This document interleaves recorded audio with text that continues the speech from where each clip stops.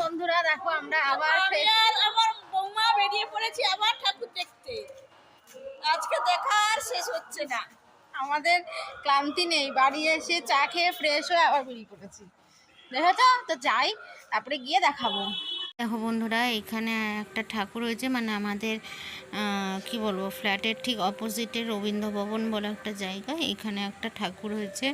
এখান দিয়ে এখন হেঁটে হেঁটে যাচ্ছি। যে তবে ওই মণ্ডপের ঠাকুরটা তখনও মা এসে মণ্ডপে আসেনি, কিন্তু পরের প্যান্ডেলটার ঠাকুর এসছে। তো এই দেখো আমাদের ফ্ল্যাট, এই ফ্ল্যাটে এই যে আমাদের পাড়ার পুজোটা, এই দেখো এইটা হচ্ছে আমাদের পাড়ার পুজো, মানে ভিতরে বকুলতলার।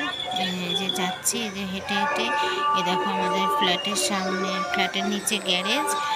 আর এ দেখো আমরা যে সেকেন্ড ফ্লোরে থাকি, ওই যে সেকেন্ড ফ্লোরে যে লাইটটা জ্বলছে যে বন্ধুরা, ওই ফ্লোরটায় আমরা থাকি।